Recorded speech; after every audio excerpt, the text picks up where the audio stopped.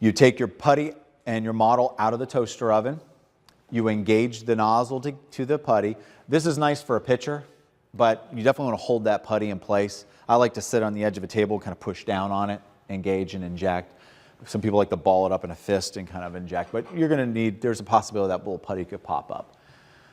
You're going to inject. When you inject, you're going to hold pressure, and it's not, you aren't squeezing with all your might. It's just nice, quick, easy pressure. I usually use my fingertips rather than my whole hand just to kind of slow myself down and not really just crush that handle.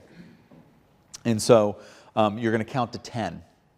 Even if material comes out that vent, still hold pressure on and count to 10, because it may be flowing into finer details, might be flowing through the meshwork a little bit better, whatever it might be, you need to keep that pressure on.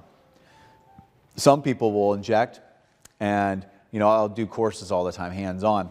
Some people will inject and they'll see material pop right out that vent within a second or two, and they're like, whoop, and I'm like, keep that pressure on. Some people, I'll even see it, they'll be watching that vent, and they'll 1, 2, 3, and they don't see anything, and their buddy just did it, and he saw something real quick. 5, also you see that hand start to shake, and they're starting to crush that trigger down. Next thing you see, material's oozing out from underneath the putty because they're freaking out.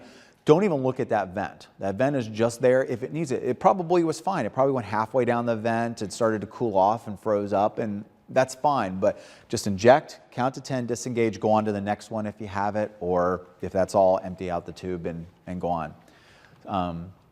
And you'll get this. This is a manual piece of equipment. I always tell people it takes 3. Some people will get it on the first one, but they'll be comfortable by the third. The people who don't get it on the first one and then don't get it on the second one will get it on the third, and they'll know it. They'll have that feel. It's always that third one, and so it comes with free material. If you do decide to have this in your lab, take a day, or take really an hour or so, and have some cases and just inject them. And if you fail, you've only wasted 20 minutes or half an hour, but I guarantee you by that third one in a row, you're going to have that feel, and then your mind's going to be on it, and you're going to have it down pat. Big problem I have with guys is they'll do one, practice it, and then maybe 3 days later practice it again. And they kind of lost what they learned on the first one. If you just do it, it just kind of locks it in. Once it cools, the way that this stuff sets is by cooling. You heat it, it liquefies, you inject it, and as it cools, it re-solidifies. So the model's probably only 120 degrees, 125 degrees at the time of injection. So the material is going from 450 down. It's almost immediately starting to solidify. So it's going to be cool right away. Within 3 or 4 minutes, you should be able to start to dissect the putty, off of there and expose your class.